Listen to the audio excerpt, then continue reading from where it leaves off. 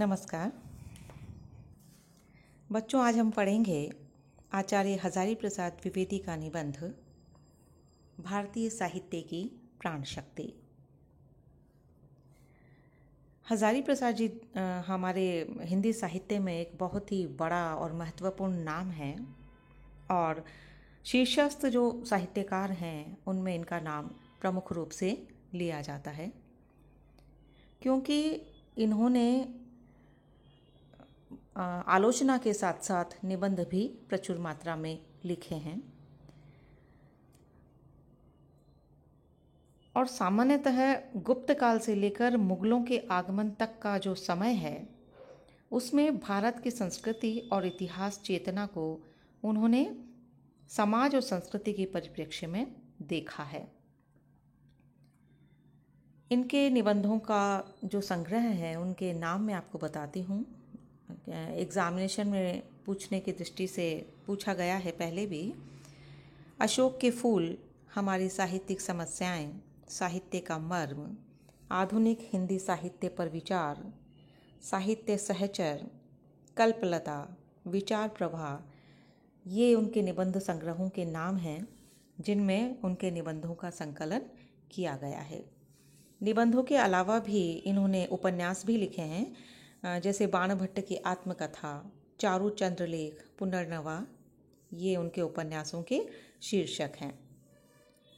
इसके साथ ही साथ हजारी प्रसाद जी ने हिंदी साहित्य की भूमिका और हिंदी साहित्य का आदिकाल जैसे बहुत ही प्रसिद्ध ग्रंथ हिंदी में लिखे हैं।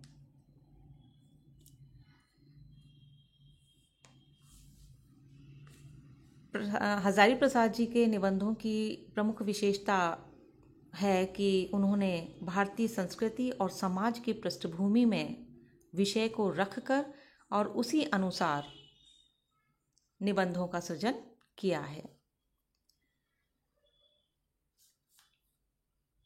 आचार्य हजारी प्रसाद जी रसमर्मज्ञ रचनाकार माने जाते हैं, इसीलिए जहाँ कहीं भी उन्होंने सुंदरता को देखा उनका हृदय उस पर रीझ गया और उनकी लेखनी चल पड़ी। और इसके साथ ही साथ बच्चों, गवेषणा, अनुसंधान की जो उनकी प्रवृत्ति है, सूक्ष्म निरीक्षण की जो उनकी प्रतिभा है, वो उनकी लेखन शैली को एक अलग ही भंगिमा प्रदान करती है। शुक्ल जी के शैली में जहाँ हमें गुंफन दिखाई देता है, जहाँ हमें सामासिकता दिखाई देती है, वहीं जब हम द्विवेदी जी की शैली को देखते हैं तो उसमें पर्याप्त व्यापकता हमको दिखाई देती है। उन्होंने चाहे निबंध हो, चाहे इतिहास की भूमिका हो या ये उपन्यास हैं, सभी जगह पर शोधपरक शैली उनकी प्रमुख विशेषता है। इतिहास के जो रुचिर प्रसंग हैं उनको भावों के अनुकूल भाषा में प्रकट करती हुई उनकी लेखनी से रस की अखंड स्रोतस्वनी बहती है। उनकी जो रचनाएं हैं वो आलोचनात्मक और रसात्मक प्रतिभा का अद्भुत समन्वय माना जाता है। उनके जो ललित निबंधों की दृष्टि से बच्चों, उनके आचार्य हजारी प्रसाद द्विवेदी ललित निबंधों के लिए बहुत प्रसिद्ध हैं। उनके ललित निबंध बहुत ही खूबसूरत हैं और उसमें मानवीय चेतना अतीत के प्रसंगों को भी वर्तमान के साथ युगबोध से संबंधित कर देती है। मतलब यह है कि अतीत के साथ साथ वो वर्तमान में भी उतने ही प्रसंगानुकूल है और इसीलिए हम देखते हैं कि आज भी उनके निबंध प्रासंगिक बने हुए हैं।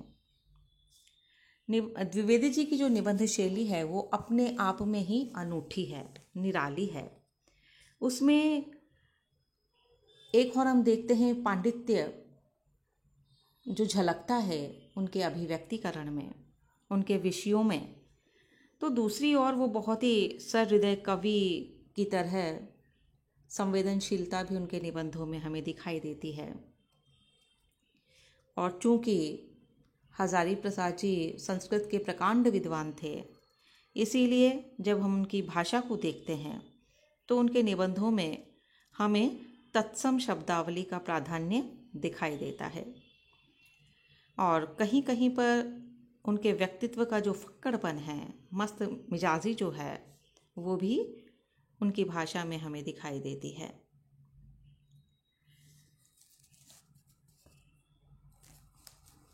तो द्विवेदी जी के अनुसार भारतीय साहित्य की आलोचना करते समय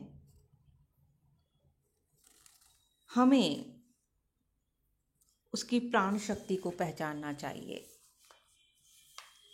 यह जो निबंध भारतीय साहित्य की प्राण शक्ति उन्होंने लिखा है, वो प्राण शक्ति जो भारतीय विश्वास है, पुनर्जन्म और कर्मफल का जो सिद्धांत है, उसके अभिव्यक्तिकरण के लिए लिखा है। यही उसका मूल विषय है। और इसीलिए द्विवेदी जी कहते हैं कि हमारा यहाँ का साहित्य, भारतीय साहित्य, पाश्चात्य साहित्य से बहुत अलग बन पड़ा है, क्योंकि हमारे यहाँ पर ये कोई अकस्मात घट जाने वाली बात नहीं है। हम तो किसमें विश्वास करते हैं? पुनर्जन्म और कर्मफल, दोनों में। कुछ पाश्चात्य जो साहित्य है बच्चों, वहाँ पर पुनर्जन्म तो हमको दिखाई देता है, वो अवधारणा तो हमें दिखाई देती है, लेकिन कर्मफल का जो सिद्धांत है वो हमारे साहित्य को, भारतीय साहित्य को विशिष्ट स्थान देता है, विशिष्ट बना देता है। और इसीलिए हम देखते हैं कि भारतीय साहित्य में जो है वो कौतूहल विशेष रूप से नहीं दिखाई देता। हमें एकदम से चौंकाना, किसी को, पढ़ने वाले को, पाठक को, दर्शक को, वो हमें अच्छा नहीं लगा। और इसका कारण वही विश्वास, कर्म फल और पुनर्जन्म का। तो अपने इस पूरे निबंध में आचार्य हजारी प्रसाद जी ने इसी सिद्धांत का प्रतिफलन किया है और उनका कहना है कि अगर कोई इस प्रवृत्ति को समझता नहीं है, पहचानता नहीं है, तो वो भारतीय साहित्य को भी नहीं जान सकता, उसके गुणों को और दोषों को नहीं पहचान सकता, क्योंकि यह तो भारतीय साहित्य की प्राण शक्ति है।